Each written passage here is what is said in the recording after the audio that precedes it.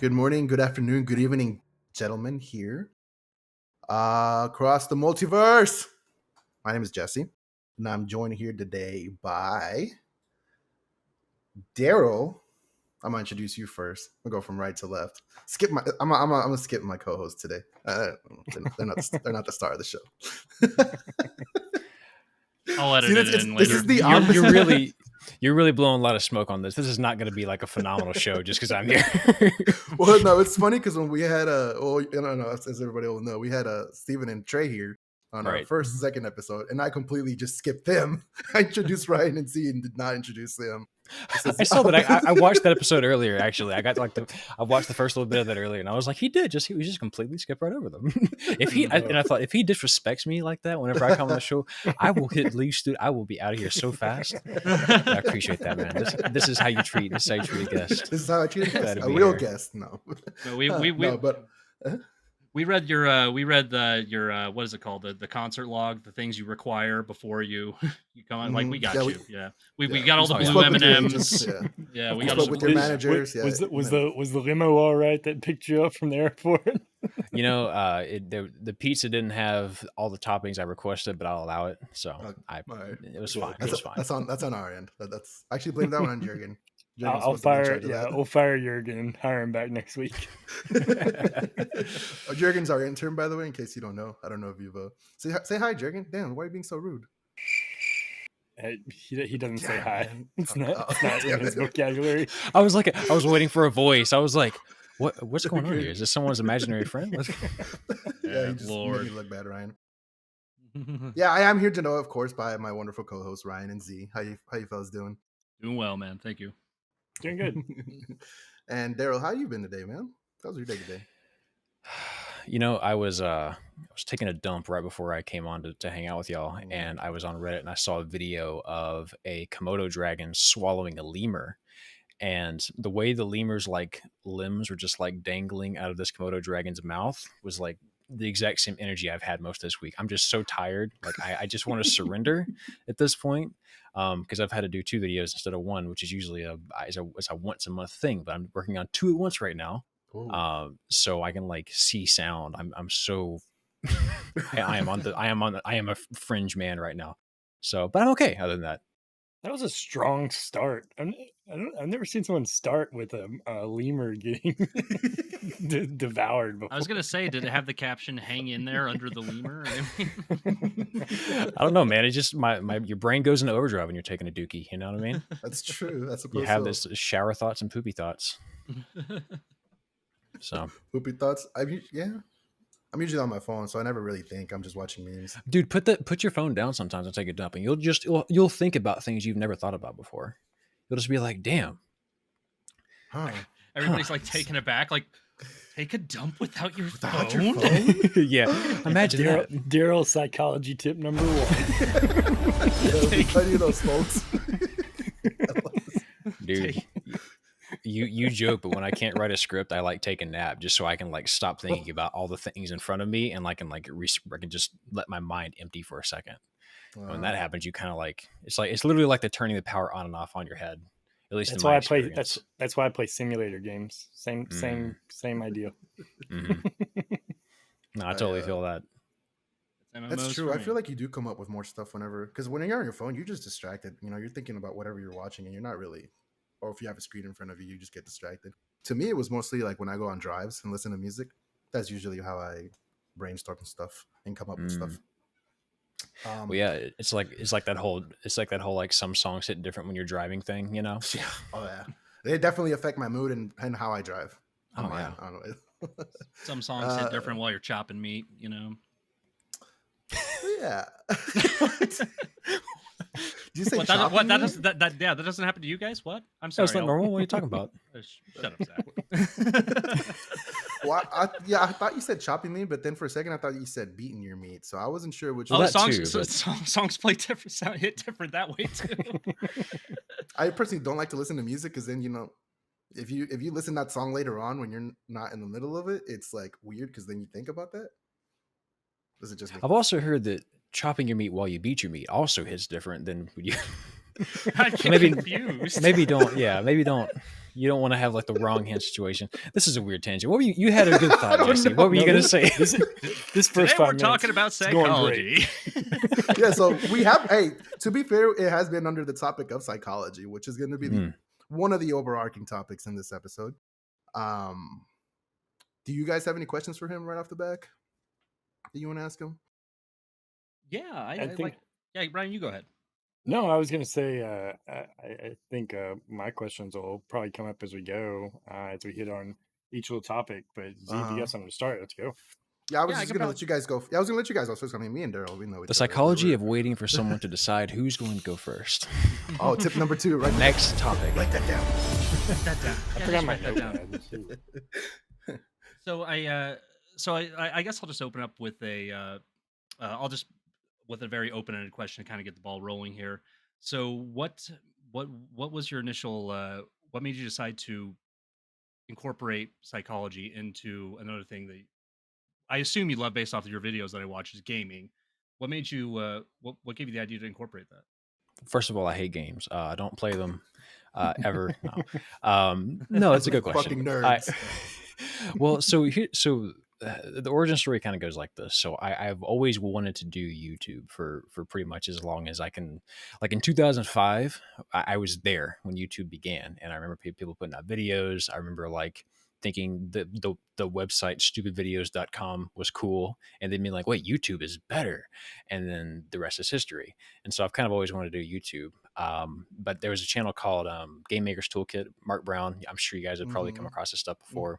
He essentially does game design videos, and he does them very professionally. And I thought, I've thought about, like, in the past, I was trying to figure out how I want to go about doing YouTube. Like, do I want to do comedy? Like, what's my way in? If I was going to make a channel, I like to play golf, but I don't know if you can really make a channel around like just kind of casually playing golf. I don't want to do a vlog. I'm not like that charming of a person. But then I thought, like, in college, I was watching his videos and I was majoring in psychology, and I had the thought, wait a minute, this is my way in. I can literally do these video essay style videos, except I can explain certain things about games. And that's sort of really how it began. I would watch a video by him or someone else, and I would see like they're explaining XYZ about a game, and I'd go, oh, well, here's what they're not thinking about. That actually incorporates like divergent thinking versus convergent thinking. Oh, actually, that's what they're talking about there is automaticity. We talked about that in class, et cetera, et cetera. So that's kind of how it got started. It was just a lot of these ideas that sort of came up, and I already wanted to do YouTube. And to this day, like, I enjoy doing YouTube more than I enjoy like playing games or talking about psychology. Like my drive to do YouTube, I think, is probably higher than anything else, just because I enjoy it. I like the process of making something nice and sort of putting it out there. So that was probably more than you cared to know, but that answers your question. And your videos are top notch too, and you can tell when you go back in. Some of your initial videos are really well done too, but you can see like the evolution in your style of creating them as you jump forward over time. I appreciate that, man, and like and that's one of the things I kind of treasure about, like, one of my favorite things to do is to go and find a YouTuber that I like. And you know how you can organize, like, you can go to their channel and you can organize their videos by like oldest to newest to oldest, top rated. I like to go to their channel and find like oldest, and I find their very first video. Right. If I'm a fan of them, I go, oh, they literally started out kind of like with the shitty mic, and they were kind of cringe, and this, that, and the other. And same is true for all the stuff I did. Like, I really appreciate, I think that's what my favorite part of this whole thing is just seeing the improvement over time, getting better and better, I used to watch old Scott the Woz videos. That was literally Z's first. Yeah, those old Scott the Woz. Yeah. That was Z's first thing whenever we were talking about, we were going to obviously go watch a lot of your videos leading up to this week. And he was like, I'm gonna go watch the very first one. Yeah, no, and to be like, what I have like, the organic problem solving was the first one, wasn't it? Mm-hmm. Yeah. To be honest with you, I did not watch that one. I watched the third one. I watched Lessons Learned from Super Mario. Really? See, that I feel like every video on my channel, that's like by far the worst one. Well, maybe the second the worst. That one specifically, and I happened to pick it. That one specifically. Good Lord. And it was well, and like I look back at it, and it wasn't. I don't know. I think when I say that, it's because when I think about the videos that I kind of want to go back and like rewatch and see either how far I've come, or I see like something I did really well that I maybe want to try to replicate in some way. It's like the least visited video. There was just so much about it that was just so that I just never have a reason to go back. But I hope you enjoyed it. No, I It's really there. did. Yeah, I actually really did because to be honest with you, one thing that that was like it wasn't the first video of yours I watched. The first video of yours I watched was it had to do with grit, and Steven showed me Bonsai from Senpai Kohai podcast showed me. Hmm. So that was the first one I watched, and that's how I first like came in and heard of you. Hmm. And then I then chat with Jay and Ryan, and this is the first like real deep dive into it. And so I went to this Mario one, and I actually really liked it. And I do like how all of your videos do have some sort of positivity spin to it, something that's pro positive mental health, and that is a huge deal for me. Because I'm wholesome to a fault to a point. So it's no that just really Yeah, resonated. it gets annoying. Yeah. I'm the opposite. I'm That's the why complete you did the opposite. after hours episode without me. You didn't think I could take it. Oh shit! I Bullshit. wanted a segment without Z in it. And you know what? Okay. We didn't even say anything not wholesome. Like, we missed our opportunity. Yeah. No, Okay, no. so So Z is the baby ear one here. We have to be careful around him. No, then. fuck, dude. Just because Mike, this SLG community is super wholesome, doesn't mean I'm soft. Okay, just a little emotional sometimes. Hey Z, cover your ears for this next part. You're not gonna like what I ask. He's just like, I'm putting you on timeout. You don't exist right this moment. Okay, now you exist again. Yeah. So you said the Game Maker's Toolkit inspired you, right? Were one of your first inspirations. I know you said one time that Etika was also a big inspiration to you, correct? Yes. R.I.P. By the way. R.I.P. for sure. Cool. So yeah, I know because you mentioned that you end your videos purposely with "Have a damn good one," because he used to say the same. Yeah, well, and so the thing about Etika is, and this is, I don't know how to really go about saying this without it just immediately hopping into it, but like I resonate with a lot of Black content creators, and the reason for that is because whenever I graduated high school, I graduated out of a class of about 160, and of those 160, I was maybe one of like 15 white people. Everyone else was Black, or Black. So like I grew up in my hometown completely just around Black people all the time, feel comfortable around them. When I went to college, it was like I was inundated with white folks, which is fine, but I was like, I don't know actually how to interact with you people, because you know what I mean. A&M, correct? Right, and so A&M? so like yeah, and I adapted, like that's fine. I got used to it. I didn't realize that's the funny thing. I didn't realize that was going to be a problem for me. Yeah. But finding Etika was sort of like a source of comfort food. I always thought he was so charismatic. He was so funny. I always appreciated his energy. He always had sort of an air of like everything was exciting. Like nothing was not a big deal. You know, anytime something happened, it was just 100 miles an hour. And I so appreciated that because I don't have that energy all the time. Yeah. And so it was nice to see someone that just sort of was as entertaining, as funny as he was, but also was just excited about life as much as he was. So to see things in the way they did was obviously really tough. But yeah, I was gonna say that it was because he was full of energy and full of life all the time, and to see things the way they came to an end was really, I think that was the biggest shock for probably all his fans. Just that I don't know if you guys know who Etika is, by the way. He was a YouTube content creator. He unfortunately committed suicide. I remember hearing about it. I did not follow his content. Oh, okay. No, it's all right. Just yeah. But that's what we're talking about. Because he was just full of life and full of energy, and to see him, unfortunately go out the way he did it was very shocking to everybody. Yeah. So yeah, I was wondering that because I was like, I want to know what aspect of Etika inspired you. Was it just because he's funny? Because he really was a funny guy. Right. And like I said, I mean, him being Black, like I just it felt like home kind of watching him in a weird way. Because I didn't really have that.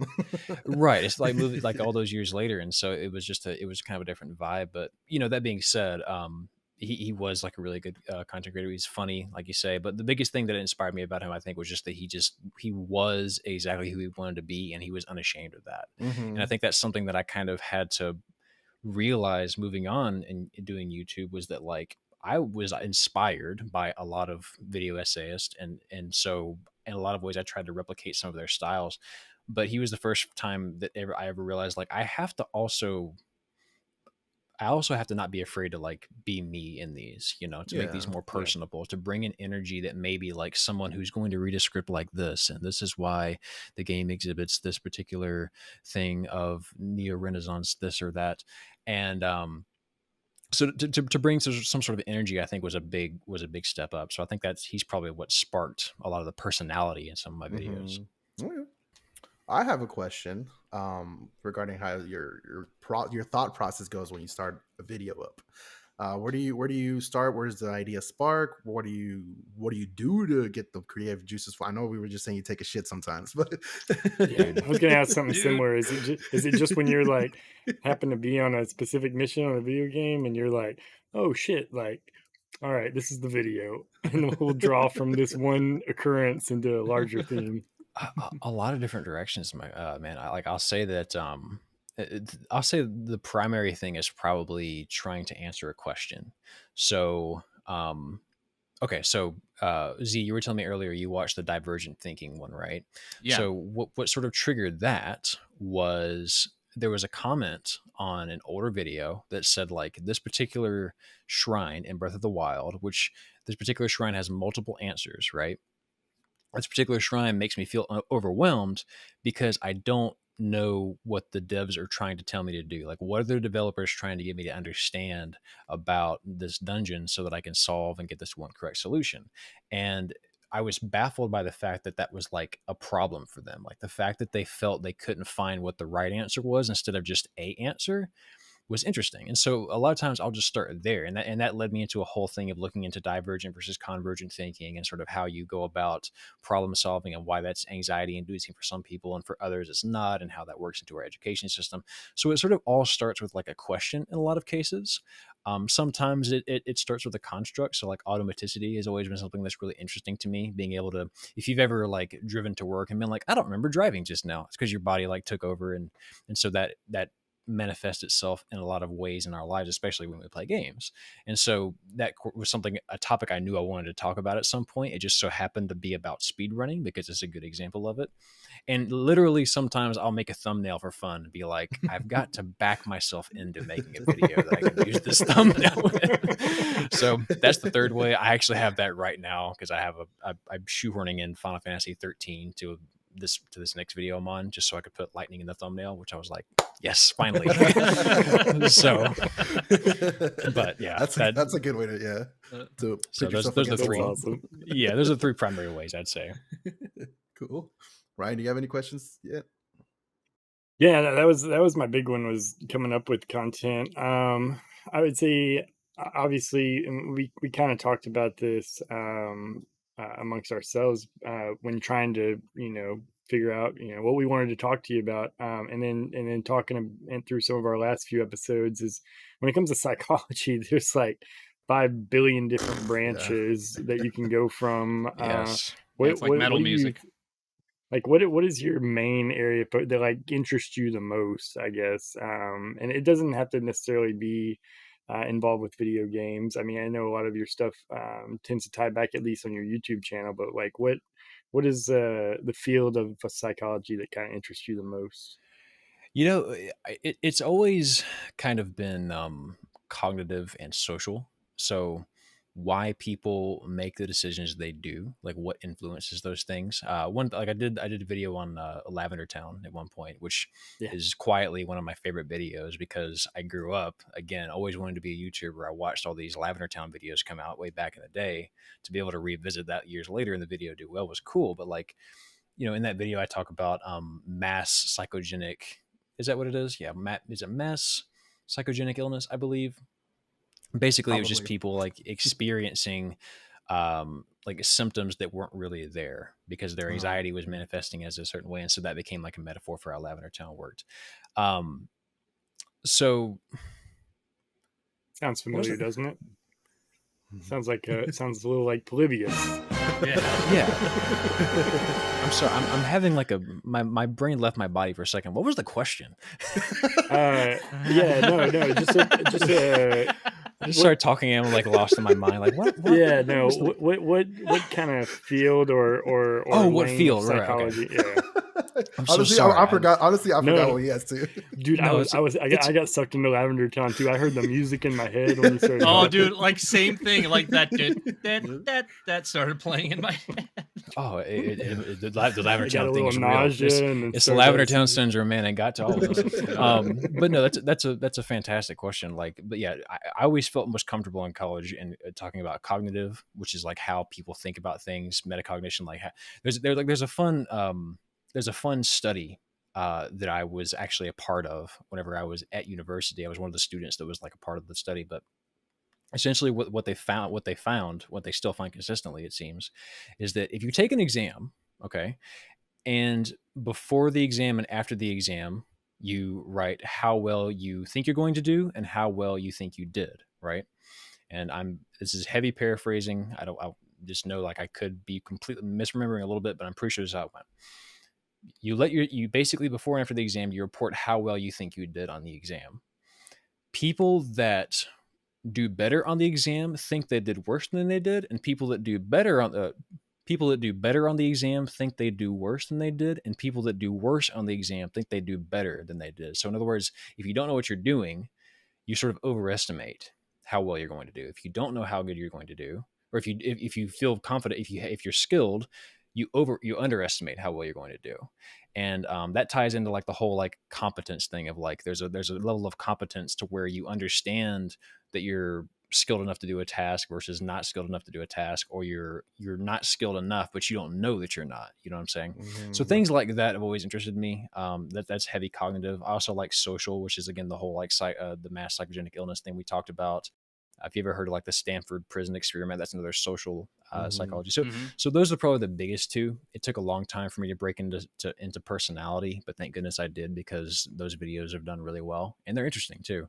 But yeah, I would say social and cognitive are probably the bigger fields. Gotcha. I actually liked that. The personality, that was my favorite part of learning, was personality for me. I loved everything about like just learning and observing and just sorry, what? What did you find out about yourself? I'm a piece of shit. Come on now. Come on now. Go for it, Jay. Sorry. No, go ahead. No, some of your videos that I did watch did kind of like resonate with me. I thought you were going to comment on me. No, I wasn't going to comment on you, Jay. No, I agree. He's a piece of shit. No, I'm not. Not everything I say is sarcastic. God damn it, guys. I held my tongue. I just wanted to answer Daryl real quick. Sure. No, but I mean, what I figured out about myself really was that I do get a lot of. I mean, we all have trauma, right? But that's one of the biggest things that I figured out was where my not trauma. I'm sorry. Trauma. Where this anxiety comes from, why I get anxiety in certain situations or circumstances. And I kind of was able to, learning those courses, I kind of was able to at least get a general idea of where it came from, so I can kind of tackle it now and learn how to cope with it. I still haven't figured out why the hell I have shopping anxiety, but I hate going to the stores. I start getting sweaty, and then like I can't be in the store for a long time, and I don't know why. But it's interesting because I feel right at home. The store is like my favorite place. I can't. Dude, I get antsy. I want to get out of there as quick as possible. When you say get anxiety, do you mean like obviously the store, but like specifically in games? There are times you get anxious, or while gaming? Yeah, like or is that just like a real? Is it like an escape that you feel less anxious because you're playing games, or is there parts of games that make you feel anxious? I mean, when I'm in games, my mind is. I am my character. I am whatever character I am playing. So my mind is not in Earth, which is it is a good escape for me. So that is. I mean, I grew up playing video games. Right? That was probably one of my greatest coping mechanisms. Growing up with some of the stuff that happened at home. Nothing terrible. I turned out all right, but so yeah. I mean, to the video games to most of us, right? It was just an escape from reality. So. Yeah. Did I answer your question? I just started rambling. Yeah, no, that's fine. Like I said, the reason I ask is because like there are a lot of people, myself included, that will like take like losing in games like very tough, even if they're quiet Oh, about it. Just be like, really get down on yourself. And so I I did made a see you video about it. when we play Smash. I did see you, get quiet Oh a lot. yeah, I'm well, and that's No. As former WoW raiders, I think me and Z have experienced some anxiety in gaming. like in what Yeah. way? Like what happened? I mean, like Just Ryan, yeah, you go for it, Ryan. Well, I I gotta was gonna think. say there's a difference, at least to me, when I'm playing a game by myself, or even just with like one like close friend or something, and we have to accomplish something and we fail, and you mess something up, and you have a chance to like continue to learn. When you're in a group with like 20 people, right, Mm, and like you're the one that messes something up, it's a totally different feeling, right? And then that constant anxiety of like, oh shit, I got to make sure I do this right, like I can't fuck this up, I don't want to be that guy, is a mental toll. Like yeah. we used to come out of like a 3 hour raid session, and some weeks like not even mess anything up, but you're still just drained mentally just from having Yeah. to that pressure. Yeah, just to be able to like make sure that like it's not you that messes up, like is enough to keep you probably at a pretty like high state of like awareness. You know what I mean? Yeah. Yeah, yeah, and I always tend to, and I notice this, like I'm very self aware of this with my own therapist that I talked about, is I get in the way of myself consistently, because and this is why the divergent thinking video resonated with me, with like the school systems drilling into your head to do it this way, otherwise you're wrong, it's the wrong way to do it. I developed a huge complex over that as a kid, to the point where in my adult life, even today, I'm now trying to fix like Mhm. an anxious problem that I have, where it's in everyday life. If I say the wrong thing, someone's going to come down on me. Mm, Like, so, and then to like cite a quote that you said in that Mario Odyssey video that resonated with me is getting comfortable, get comfortable with being uncomfortable can lead to better thing. And so Mhm. I boiled down that I am not comfortable with being uncomfortable. So mm. in every aspect of my life, I am held back by that. So like those were the bullet points on your videos that will really hit me. And to plus one Ryan on the WoW raids, like, yeah, I was a hot mess before and after each raid, like consistently. Yeah, like I said, even if things went well, it Yeah. was it was just yeah.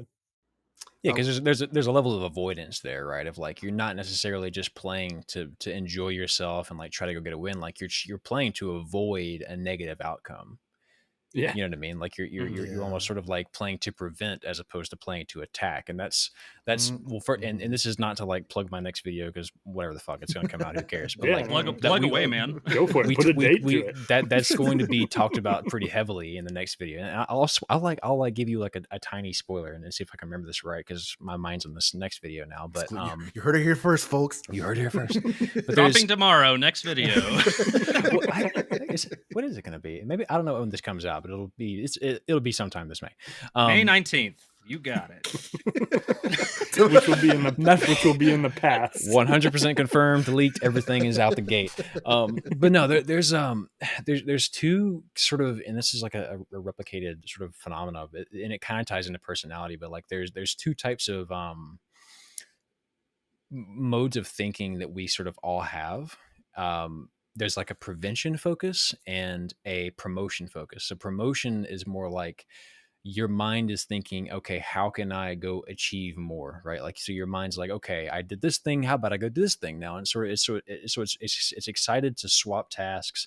It's excited to go find new ways to sort of bring dopamine, et cetera, et cetera. The other side is the prevention focus, which is essentially like you're more concerned with responsibility. You're more concerned with like making sure you don't lose, Mhm. in a nutshell. And so that's something that, and so there's two factors. One is a situational thing. Like, you may not feel a big promotion focus if you're doing your taxes. That's kind of boring. You're just trying to get them done. Right. Like, so that's obviously going to encourage you're feeling very preventive. Uh, but then again, if it's a game that you just find fun and losing really has no consequence, you might feel very promotion focused. You might be like, let's just get as many points as we can. Let's just enjoy ourselves. That's an explosion. This is great. But and if in the example you guys are talking about with these massive multiplayer games, you may have a bit of a prevention focus of like, we want to win, obviously, but I'm more concerned with not being the jackass that ruins this for everybody. And Yeah. because of that, right, because of that, you may find yourself like, just kind of uptight the whole time. So that's a good example I wish I had thought about before I made the whole video, but there you go. That would be something to think there about. we go. Oh yeah, I would do everything to calm myself down. And as a healer, like that pressure is twofold, right? Oh God, yeah. I suppose that's kind of because you're the number one blame. Am I right? I've never played these type of games, but like you're the number one yeah. person to blame, right? Yeah, for sure. Yeah, you're like the bass player of a band. I could say this probably like this is probably the mentality that athletes have, I assume, right? Because once they start performing for, I would say most athletes, some athletes don't care, but if professional athletes, they want to win the game, right? They're not playing basketball just to play for the love of the game. They're playing because they're getting competitive, right? 100%. Yeah, it's a shift in mentality. Like of all the positions in sports, like if I was a professional athlete, what would be the bottom of my list is an NFL kicker. I do not want a game-winning field goal on my hands at all. I would do anything else. And you may think like, oh, the kicker, you can just hang out and kick a ball and win a ring one day, maybe. No, that's way too much pressure. You know what I mean? I would not want to be in the shoes when he's about to like this kick is gonna win or lose the game. And I'd almost rather be president at that point, like than do that. Because there's nothing exciting about like you could yourself know like, I knocked the shit out of that ball. It was straight as an arrow right down the middle. All anyone cares about outside of you is whether or not you made it. Doesn't matter how good the kick was, how close it was. All that matters is yes or no. And if it's no, you're public enemy number one. Jesus Christ himself could fuck up a kick like that, and people would still not forgive him. They'd be like, "I'm a Buddhist now." Yeah, with their shirt off. We're at the 30-minute mark, by the way, Jay. We can go ahead and do it. We'll be right back after a word from our sponsors. All right, we'll be right back, folks.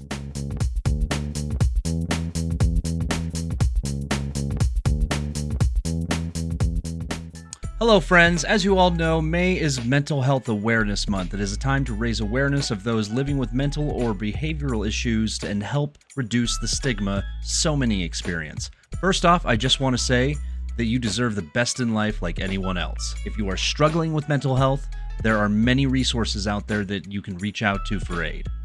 Finding a therapist that is right for you can be intimidating at first, but well worth it. Some of the best ways to get info on therapy are: ask somebody you trust. Consult your provider directly. Explore local resources. Reach out to organizations that address your area of concern, or even trying an online therapy app. Life can get hard, and we are here to tell you that you are not alone, and that we want you to take care of yourself not only physically, but mentally and emotionally as well. And know that you are a positive force of nature in this world, and that you are needed and loved.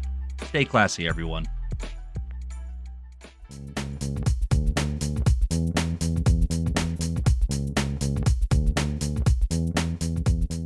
And we're back. We're gonna kick it off now with we're gonna switch the theme a little bit. We covered a little bit of psychology. Not really a lot of, maybe I don't know what to call it. Psychology for the general. An amount of psychology. An amount of psychology. We covered some YouTube aspects. We're gonna try to shift it more to gaming, but still keep it under the psychology umbrella in a sense. So I have a question for you. And Ryan and I talked about it because Z wasn't there. Thank God. I don't even know what he would have said. But is this an Attack Z episode again? Fucking Z, man. Don't interrupt them. They're asking a question, Z. Come on, Z. Yeah, so I do have a question. Okay, so the question that I have, and you might have already answered it, and at some point in one of your videos, maybe. But what is it that makes you feel so accomplished about getting that little notification when you're playing a game, achievement unlocked or trophy unlocked? Why do you feel such satisfaction? Like him and I covered it a little bit, but we want your opinion on it. So I've definitely number one, thought about doing a defined video just for this. Oh, okay. Number two, thought, I've kind of grazed it in a couple of videos.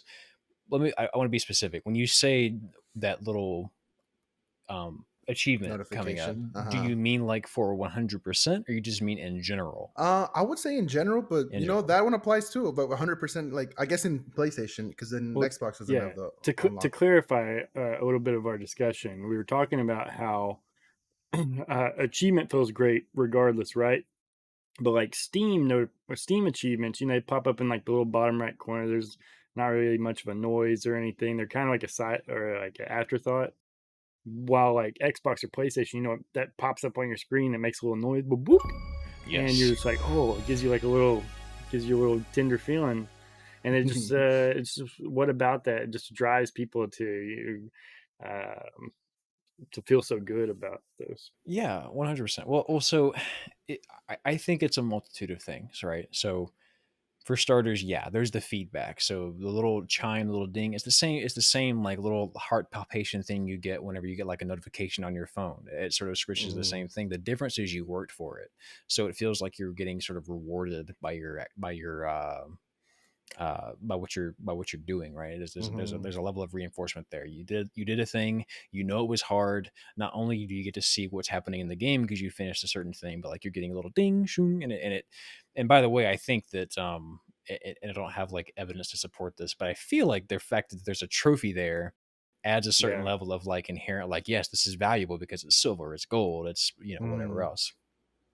The other thing is sort of, and I talked about this in like the shiny Pokemon video Yeah, that I I was did gonna not bring too that long up. ago. Yeah, so a big part of it also is rarity. So like there's a bit of artificial rarity that can be placed on things like that if it's a notification or if it's a trophy, et cetera, et cetera. What's the achieve if it's an achievement that not a lot of people have? Inherently, you're like, oh, look at me, I got something that a lot of people have.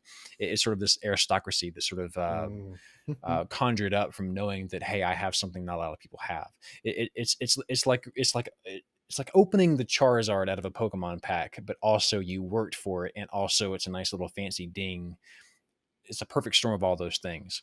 Um, Regarding the 100% aspect, if you want to tie that on there as well, Yeah. there's something called the Zygonic Effect, which I've talked about in the past, and it is like this lady gave this woman gave tasks to children, and for half of them she let them finish it, for half of them she made them stop halfway through, and later, like a couple weeks later, however long later it was, the kids that did not finish remembered it more than the kids who did finish, even though they had Huh. seen like less problems, and they actually gone through less problems. And so what that basically means is, like, if you leave something unfinished, you're going to remember it much more strongly than if you had like completed it. So for some people, feel the need to get 100% because it's sort of like like an earworm. They're like, oh, I've got to like go back and get that. So that's why some people. One aspect. There's a lot more that goes into it than that. I'm sure I could dig up a lot more research and do like a why achievement addiction is a thing video, but that to me, I think, is some of the factors that at least I know about. Yeah, I love that on the Shiny Pokemon video about the achievements, because when you talked about how it does show like 30% of people have this achievement or whatever. Like whenever I get one of those achievements and it's like 0.1% of players have this, I'm like, fuck yeah, I'm Oh amazing. yeah. Yeah. On the note of that video, you mentioned like at the end of that video that that script was kind of a frantic mess all over the place. Yeah. Out of my own personal, like, this is just for my benefit at this point, as why was it so frantic? What happened? It was a handful of things. Just I was. Let's see. When would I have been writing that? I feel like I was extremely. My mind was like elsewhere. Like I wasn't. I wasn't really feeling it that month, and that happens, by the way. Like burnout is very real. No matter what anybody says, like even if you work, the whole adage of like if you work your dream job, you'll never work a day in your life. It's not true. There's always Yeah. shit that's just kind of a grind, right? So I just wasn't really feeling it that month, honestly. The video was something that I had been wanting to do, but as I was writing the script, I just wanted it to be shorter, but damn it, I couldn't get it shorter. And I was running out of time before like I had to get it done so I could move on to the next video because I had an ad, et cetera, et cetera. So that's probably why. It was a time schedule thing. I feel like if I had more time with it, and if I didn't feel it was so strangely specific, I think it would have been a different story. That happens sometimes where I just feel like the topic is maybe I'm reaching a little bit, which I feel often. And I guess I look back at them later and I'm like, maybe I wasn't, but sometimes I feel that way. So Yeah. sometimes I'm just done with the video, and that was kind of how it was. I just wanted to be done, and it felt like a mess, but it worked out. Do you have an ideal length that you prefer your videos to be? Yeah, dude, 10 minutes. But they never But they never never end up. get They that never short. end up. I'm always aiming for 10 minutes, man, but I hit 20 and I'm like, God, fuck. So if I can get between 15 and 20, I'm really happy nowadays. Cool. Nice. Cool. What are Man, one of the other ahead. things me and Jay talked about the other night on our after hours episode, Self-promotion, that, fuck yeah. that was kind of leading up to this, right? Because we were, the whole reason we recorded is because we were talking about stuff that we might want to bring up on this episode. So of course, we did bring it up on this episode, and I think the big thing was like as we've gotten older, I remember beating game after game, like completing game after game after game after game when I was younger. And now, dude, I struggle to play a game longer than like a week. Yeah. Like I hop in a week is like pushing it, right? Like sometimes it's like a day or two. Mm-hmm. Like I constantly hop from game to game to game. And I was asking Jay during that, I was like, is it one thing or is it a combination of things? Is it because we're older and our time is more valuable to us now? Is it because we have just so many more options out there now? We got Steam in front of us with a million different games. Or is it that honestly, like, just can't hold our attention like you used to, or is our brains deteriorating as we age? Yeah. I mean, like you say, I think it's the perfect storm of all of it. Like, I think you hit the nail on the head. I think there's just number one, yes, as we're older, our responsibilities pull on us much more than whenever we were younger. It's a great time to like video games because we are inundated with just so many things to play.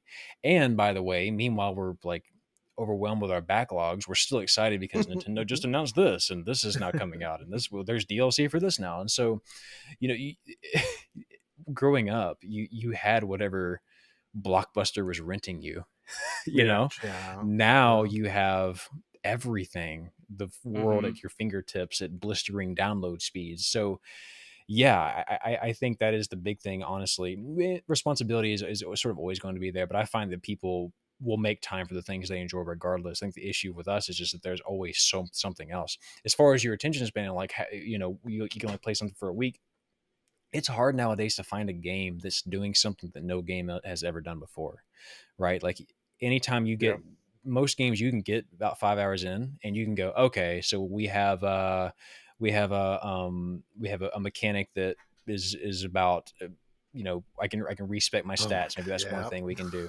The game has double jumping. Okay, I've seen this a billion times before. So like we've categorized everything a game can do. So literally by the time we get to hour 5, we're like, okay, this is a game that is a Souls-like, but it also has roguelike aspects to it. We've categorized it to such a degree to where it's sort of like, okay, now that I fully understand what this game is, I'm checking out because it's doing nothing remarkable anymore.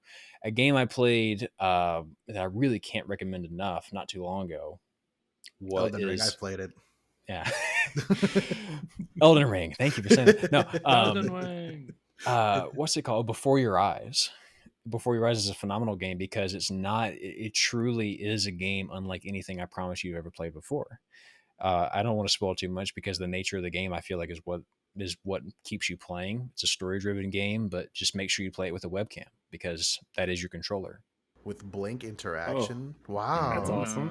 That is incredible. Cool. I'm adding so, this too. So things like that you're going to finish, right? Now, granted, the game's like 3 hours long, so you're going to get through it pretty quickly regardless. But like the games like that, you're going to keep playing because you can't put them in a box. So that's my take on cool. That's I'm so looking funny at it right now. that you say like yeah, you'll probably finish it. It's like 3 hours long because those are the games these days that I finish. And it could be a game with a 40-hour storyline. I will play it for an hour and I'll be like, yeah, I don't know about that. And I'll put it down and go play something else. I'll play a 3-hour game. I'll play that full 3 hours and I'll be like, damn, I wish there was more. You know what I mean? Yeah. Oh, 100%. And like, go ahead. I was gonna say, I think that was Jedi Fallen Order for me because it was. I really liked it, but it was short. I feel Yeah. I feel like that kind of ties in with the whole why we have our nostalgia glasses and we think back to the games of our youth and think like why this is the greatest game of all time. I don't think like any other game going forward for me will replace my favorite game of all time. And with many What is people, it? and Hey, Z, what's your favorite video game? What is that? I actually don't know, so I'm He curious actually now. doesn't know. it's Chrono Ocarina of Time, Trigger. that's my guess. It's Chrono Trigger. Yeah, it's Chrono Trigger. You should have seen But him and Steven gush about it whenever he was on here. The soundtrack. I mean, all I know about the game is the soundtrack, and it's Mhm. pretty damn good. it's money. But that's an episode probably about 5 seasons down the line when Ryan and Jay decide to play it. I decided to play it, but then I did what we just talked about. I Just stopped doing like 2 hours in. Hey, And played to be something fair, that's else. happened to me. I've Yeah. started it before. I just stopped playing it. I've Yeah, started so, it like, twice now. But just to finish my thought real quick, and that's why a lot of people I feel like think like we'll just take Ocarina of Time example as the greatest Zelda of all time because it was the first one that really kind of wowed them with a lot of stuff. But since then, there's been a lot of other Zeldas that can come out with different mechanics, different and revolutionary in their own way. But other than Breath of the Wild kind of coming close to it, nobody would ever constitute like Twilight Princess as a better than Ocarina of Time, but I thought it was just a better built game. I am of that opinion. Anyway, I just So- thought it was an interesting thing to think. No, that's a great thought. And now that we're on this, like I feel like we have to make the tangent because this is a timeless question. What do you guys individually each feel is the best Zelda game and why? I got to know this. This is important. Okay. Everyone's like gathering their thoughts. Yeah. No, Did you, I mean, did you guys want me to take the bolt and go first while you think? no, I know my I'll answer. I'll go I'm just trying first to because I've played them. I've played them the least. I mean, like I've played a lot of them, but I have put the least hours in probably. And there's still something about Skyward Sword for me that I just love. It was just Interesting. I just really like the art style and the animations and stuff. And I don't know, it was just something different, and it just felt like it was like classic Nintendo-ish, right? Where they were like, "Hey, we have a good formula. Let's change it just to see if it works," and it worked. I thought it didn't at the time. People didn't like it at the time, but I think people really love it now. I think that's what I love about this question is that someone's answer will always surprise you. You know, like because most people will consider Skyward Sword to be like the most like shitted Hated. upon Zelda. You know. Yeah. And I enjoyed it. I'm the same as you. I really, really enjoyed it. There was things about it that I could critique, of course, because that's true for like but there was nothing about it that was just like, this is terrible. You know, that was a good game. To be honest, and by the way, I meant besides Breath of the Wild, right? I think that's just like too easy. I have a whole tangent about that, but I'll get to that whenever I.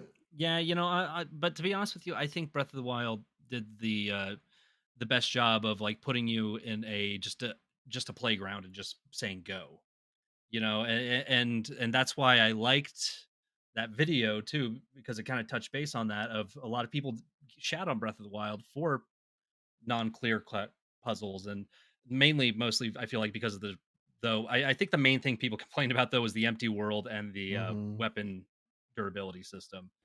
But I did run into a lot of people who were honestly they preferred a more linear Zelda. So it's like the old fable of like, for years we wanted an open world Zelda, and finally Nintendo was like, okay, and now that they gave it to us, we're like, actually go back, because we've been trained this is what Zelda is, but now we have this thing. We're like, actually, maybe I like that better. And it's funny because not too long after that, it's when they re-released the Link's Awakening remaster, just to be like, here you go, haters. That's true. Haters. I watched he watched your lessons learned, Mario. I watched your lessons learned Breath of the Wild. The lessons learned Breath of the Wild was actually the first video I ever did. Really? Oh, okay. Yeah, it was the very first one. I uploaded them in a different order because before this channel was what it is now, it was like a little Let's Play that I tried for like 2 weeks, and I was like, I'm actually ass at this, so I deleted all those videos and then just built what I have now on top of it. So, nice. Jesse, what about you? Man, all right. I don't like comparing Breath of the Wild to my favorite Zelda game series. It just feels unfair. Mm-hmm. However, because why? Because it's so different, right? What we like, it's like because it's so different. Yeah, because it's so different from the other ones. I feel like it's Legend of Zelda, so and the core elements are kind of there, are present for the most. Well, no, not really. I think they're I'm all debating there, to be myself. honest. It still has the Triforce and Zelda and Link and The all your story wise, yeah, faves. it's still the same, but then you don't have the you unlock an item after every dungeon type of thing, or that's gonna unlock the next piece of the puzzle type of thing. You can't you can go beat the game the moment you start the moment you start up the game. You can go fight the final boss right off the bike if you want. You don't need anything In the nude. in the If you nude. want. Yeah. Yeah. So that's why I don't like saying that Breath of the Wild is my favorite Zelda game. It is one of my favorite video games, ish. But I don't know if it's fair to call it my favorite Zelda game. Because my personal favorite one is Twilight Princess. My I man. love Yes, I sir. love Twilight. Yes, Twilight sir. Oh, Absolutely, that's my favorite. I love the dark tone that it had. I mean, I'm a sucker for the werewolf thing.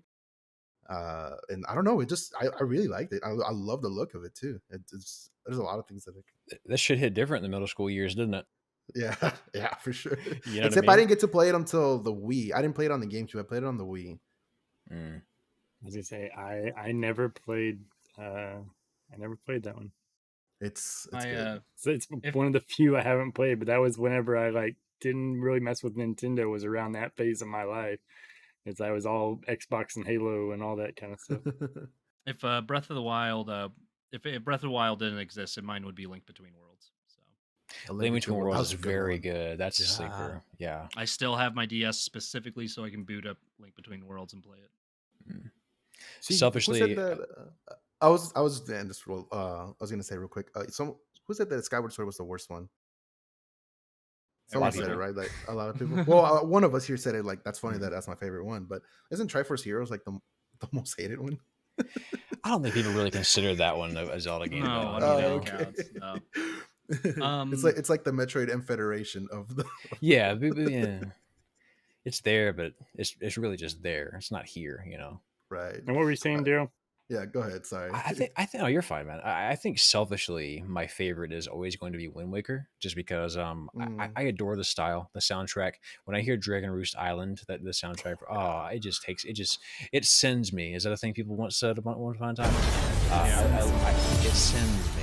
But no, I love Wind Waker. Selfishly, that's probably my favorite. I go back and forth on what I think the best one is. I still think I think the best dungeons are in Majora's Mask.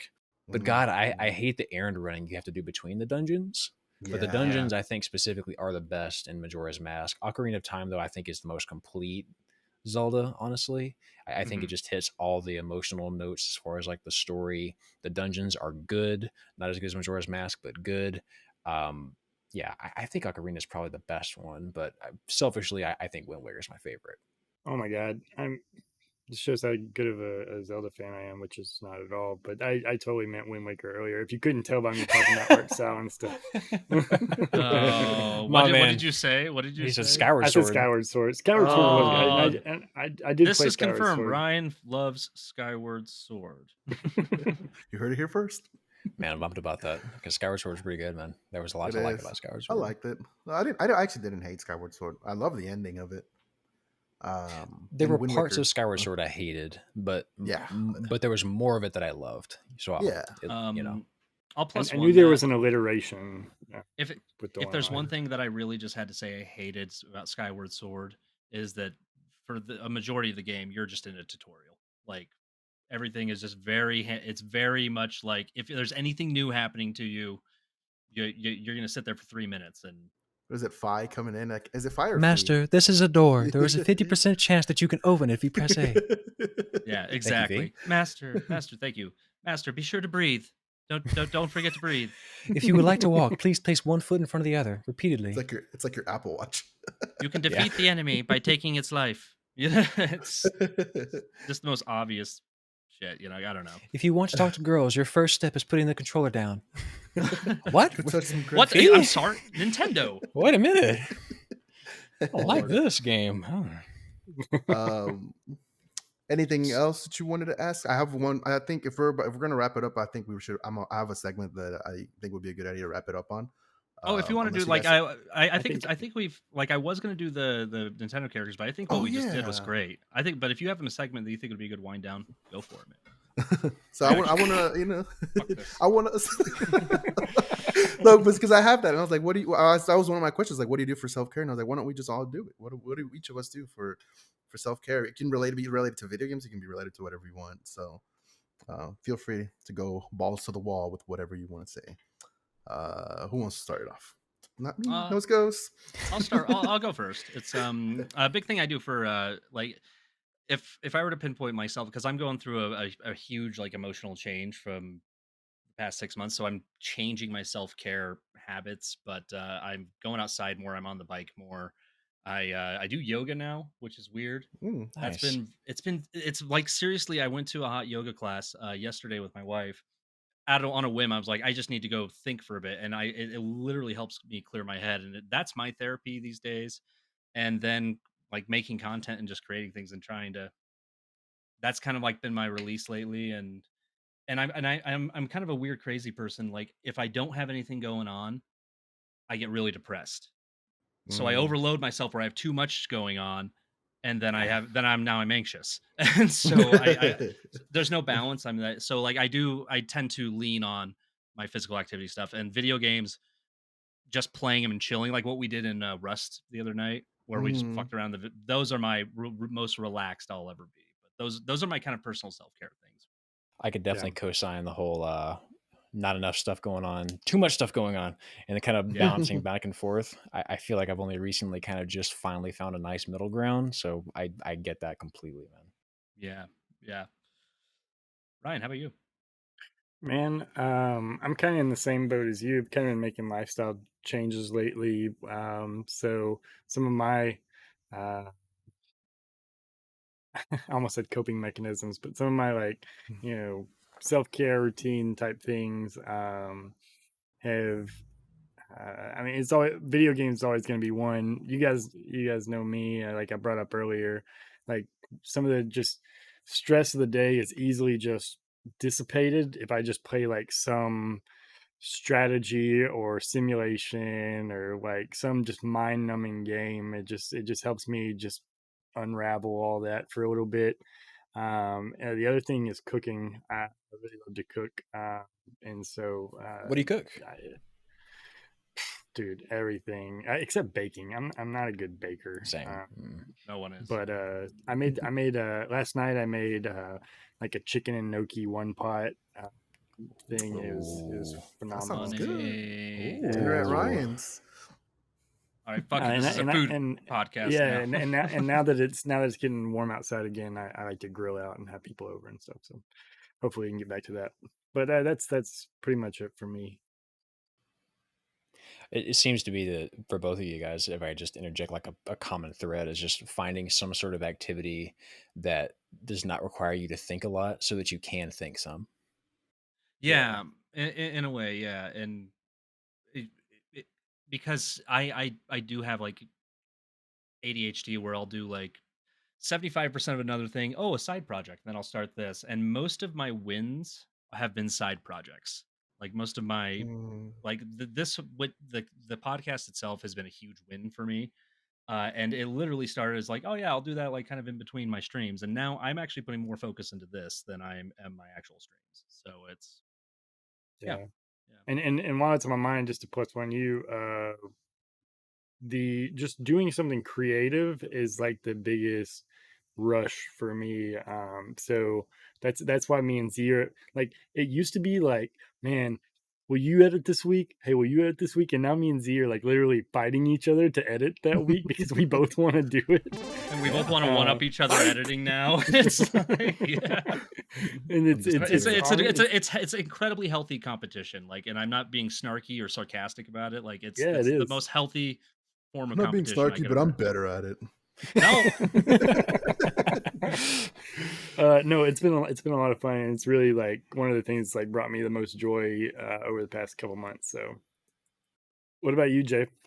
So recently, I know what you're gonna say. Just go ahead. I think you are. I think you are. You do know what I'm gonna say. That's just stress relief, man. Do not disturb sign on my door. Yeah, we have a friendly competition about that too. Put the sock in the door. Mom, don't come in right now. Can flog their meat better. Friendly competition. Recently, I've found Ryan's gonna know. Building Legos actually has become my most recent, like my most recent form of self-care, or just something mindless. You know, because for a while I was just like, there's some shit going on, and I just really wanted to like take my mind off of things. And I know that if I sit here and play, I could also sit here and play Rust because that's pretty mindless, which is I like. But I was like, no, I need to like not be looking at a screen. So I taken to developing this expensive habit or hobby, started building Legos. In a sense, and I like it because I realize it's kind of like building a puzzle, right? You just kind of are just so focused on building this thing and looking what it ends that you don't even think about anything else going on. So I've found that to be. Go ahead. I've been like an outsider watching your entire Lego journey, Jay, and it's kind of funny. Like your journey into Legos is totally the same journey as somebody who's addicted to drugs would. He's like, yeah, we'll just get a little taste, 130 piece, just a little taste. And next week is like, oh, we'll just amp it like 250 piece. Yeah. And then next thing I know, 1,000 piece. I got a Twitch channel. I'm starting a new Instagram. Smash cut to 2 weeks from now, and Jesse's just going to IKEA so he can get furniture to build. He's like robbing Target of like their Millennium Falcons. I'm already spending. I just got to build. Don't let him go to Stonehenge. I don't even want to see what he'll do with it. He goes to Home Depot and just like they can't stop him from getting stuff to build. I'm totally with you on this journey though, man. Like it's there's something about playing like a really critical thinking video game that really gets your mind like thinking, and Legos do a lot of the same thing. I think Minecraft are like the Legos of like the next generation, right? Or but something about hands-on, man, using your hands to put it together is just, it brings it to another level, and you really, I don't know, you get that sense of accomplishment out of it a little bit more, I think. Yeah. I think a lot of people really get that out of the like the, I don't know if you guys know about the Warhammer game, where like you get the figures and you got to paint them or whatever. Same our thing. Friend Scud. There's a huge appeal behind that, I feel. For the same reasons. We had a Lego night. Was it last week? Right. Mm-hmm. We had a Lego night where it was I guess somebody called it an arts and crafts night. It was supposed to be a Lego night, but it ended up being just coming people, whatever project they were working on, it just kind of came and hung out and worked on it while we built our Legos. So that was pretty cool. I was knitting a sweater for my grandson. Dude, what if someone did just show up like with a crochet set and just like, I'm making a quilt, don't worry about me. Oh God, man. I'm contributing. But yeah, that's one of the things I found to do. Of course, playing video games, getting fucked up. No, that's not a good one. Don't do that one. No, and I mean, I do enjoy the drink, and I think that's very relaxing for me. Like, not having a drink, but not with the intent of getting trashed, but just kind of to mellow down. And while you're building the Legos has been very soothing for me. And of course, hanging out with your friends is always like the best self-care you can think. Hell yeah. Agree. But yeah, Daryl, enough about us. Well, man, so a couple things. So first of all, I watched this YouTuber called, and he's actually a therapist. He's like actually a licensed therapist called Dr. K. If you just look up Healthy Gamer GG on YouTube, you'll watch all his stuff, please. It will help you so much. But he's basically like a YouTuber psychologist, actually, like, except he's licensed to do this. And so he'll interview other YouTubers and like help them with, whatever they're going through and kind of help them sort of cope with that. And one of the things that he talks about a lot is like a common theme, I guess, is a lot of like bigger content creators feel lonely, which is kind of paradoxical, especially if they're like streamers and they're constantly being engaged by like, tens of thousands of people. But as I was watching this, like I've listened to a couple of his shows, and I've just been like, man, like I'm so fortunate because I feel like I have a very good friend group. Like I talk to y'all a lot. I talk to the boys over in the Lobster Squad, like I talk to all them. So yeah, I think honestly, a big part for me, self-care, is definitely just hanging out with you guys. Like you guys are talking about like, oddly how at some point something changed and like the process of editing was like an exciting thing for you, I'm kind of experiencing that right now on a similar note, like with friends. So like Jesse, like the tournament that we're doing, dude. I sent you like the thing about the song and stuff. Like that's such a fun little side project for me. Just kind of because what I do essentially, like we have this tournament that we do every year. And by the way, both of you guys, I feel like Ryan, we got to get you guys to go next year. It's too late this year because we already we booked everything up. But we got to get you guys going next year. We got. I feel like we should expand this every year. But anyways, we have a yearly tournament. And so like last year I did like a hype video. This year I'm gonna do a hype video again. I'm gonna throw some other stuff together that I'm not gonna tell you about, Jesse, but like just have a little side project, like you say, something that doesn't have stakes, something that's not a job, something that you don't have to do, that you're choosing to do. Letting the motivation be like internal instead of an external motivation. It hits different. So yeah, for me, that's definitely a big thing as well. Just having that creativity and it being okay to it not have some sort of weird stake to it, Yeah, that totally makes sense. I'm excited to see what the result of that video will be because I'm like, I just it's gonna be fun.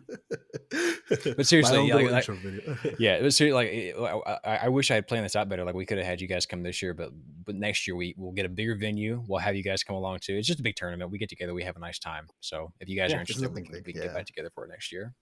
Sign us up. Yeah. Sign us up. Yeah. I'm in. Oh yeah. What was I going to ask you?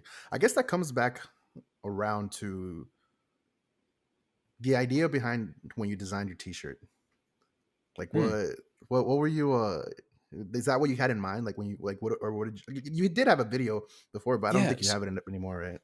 No, the video's still up. So with this, the shirt video is not. I privated that because it was a 2-week thing, and at some point I'll probably do the shirt again. I'll sell it again at some point. But this originated from a video that is no longer actually on YouTube. Maybe that's what you're referring to, Jesse. Maybe I'm losing it. No. That's what I meant. I meant your t-shirt video, the advertising video. Yeah. So, essentially, the video was the. Have you ever heard of the internet checkpoint? That's what this shirt is about. So there was someone uploaded a track from Donkey Kong Country 2. It was like the Sticker Brush Symphony song, I believe, and it's kind of this weird, like otherworldly song that you wouldn't really. And the video was uploaded by someone in Japan. So like the titles in kanji, or in hiragana or whatever it is. And so like you can't, if you're in America, you can't really stumble upon it purposely. It finds you. Like it's literally like it has to be recommended to you. And you always click on it because you're like, why am I getting this weird Japanese video? But you click on it and then the comment section is just all these people who were like, checkpoint. This is what's going on with my life. I had a friend that committed suicide. Here's how I cope with it. The next comment's like, checkpoint. My parents just got divorced, blah, blah, blah. And it's just all these people like sharing their story and sharing like encouraging words of like, hey, you matter, whatever you're going through, hang in there. The most wholesome comment section. Nintendo eventually took it down because it is technically their property. They're well within their rights to do it. It does suck, but whatever. And there's more. Like it's multiplied. There's a handful of these like checkpoint videos. But I made a video about that, and the whole be a main character thing was because the top comment on that video was, as always, if you found this checkpoint, you are the main character. And so I just kind of, and I did find some psychology behind that. I actually reached out to this professor. I forgot, some university in Illinois maybe, but he did some research because he deals with people that are going through things. He's a therapist, and one of the things he found was that if they write a story and they write themselves as the main character, as in like they are affecting the things around them as opposed to the things around them affecting them, it changes their perspective, and they actually do a lot better in therapy once they see themselves as like at the center of their story, as opposed to being, like affected by the world around them. And so that's kind of how this whole thing came about. Of like, be a main character, as in like take control of your life, accept that like you can be the person that has the most influence on the things around you. Not always true. You can't help if someone blindsides you in a car wreck, and like, obviously there are things of the world you cannot control, but viewing the world as something that you can control does change your perspective and makes you, in my opinion, and according to the research, more likely to sort of thrive. You know what I'm saying? Right. So that's how this all came to be. That's awesome. An insane game changer, right? For me, that entire segment right there is an insane game changer. I like videos up there, man. Yes, yeah, dude. I'm gonna have to ask for like the exact video on that because I'll have to check it out. But just send it to me when you can. Yeah, for sure. Anyway, cool. So I think that's a good way to wrap it up. Excellent way to wrap it up. Awesome, dude. Daryl, thank you so much for coming along. Seriously, we Thank you, man. thank This was deeply y'all. great. appreciate you. Yeah. And did you want I to personally, pimp? huh? Oh, sorry. I was gonna ask Daryl if you wanted to pimp out anything. Oh yeah, I was while gonna get to I'll that. shut the fuck up. Sorry, Come Jay. on, Z. I You got guys keep this. Come on, Believe in Z. me. Believe in me for once. Don't be like my dad who didn't believe in me. No. I believe in you. You shut the fuck up. And there goes I'm the kidding, horse, Dad. and we kicked it right out the door, kicked it in the balls, kicked it to the curve. It's over. Damn it! Now I got a complex about that. Thanks a lot, Jay. No. Anyway, so Daryl, for real, thank you so much for coming on. It's awesome. Thank you so much for the episode. I feel like I learned a lot, not only about you, but about psychology, mental health, Yeah, I do too. coping mechanisms. For sure. Seriously. What connects certain things that went up. So with that being said, go ahead and plug yourself in, man. Let the people know who you are and where to find you. Daryl Talks Game on YouTube. That's all you gotta know. You go there, the rest is history. You'll just pick a video, and hopefully it'll be a rabbit hole. If I've done things right, it will be a rabbit hole. So, Leave a comment but on seriously, it. hey, Jesse, Ryan, Zach, thank you guys so much. I enjoyed being here. It was a hell of a good time talking to you boys. I really appreciate it. I would be happy to be back at some point. Can't do it all the time, admittedly. Being real, can't do it all the time. But I would love to come back at some point. Damn, my next question was going to ask you to join the podcast. Damn it, dude. We can barely be here all the time. Cool. You understand. Oh man. No, seriously, Thanks, thank you. We all appreciate it. We talked about it. We gushed about it. We're like, man, we're gonna have Daryl's gonna be so cool. We're gonna ask him all these questions. So yeah, thank you again. Seriously, I was looking forward to this episode for a long time. So we definitely be sure will to tell glad have Ryan you Reynolds next in the background there. I said thank you as well. It's nice having him on the show as well, and allowing me to be here as well. It's very kind. He's just hey, my you're bodyguard. welcome there, Daryl. Anyways, yeah. But yeah, anyways, thank you guys. Make sure to catch us on the next episode. Do we know what we're doing next episode? Nope. Probably another urban legend. It will be another when all urban else legend fails. for sure. When all else fails. For everyone Cool, involved. And with that, we are off. Make sure to follow us on Twitter, Instagram at Chaotic Pubcast. Our Patreon is now up at Chaotic Pubcast. We have merch coming up. We have the after hours, and we have exclusive videos now. Our after hours shows where we talk about whatever the hell we want to talk about. Patreon exclusive though, for a week. Ooh, saucy. It's porn. It's straight porn. Immediately signs up. Guys. Yeah, with that, we're out. Bye. Going.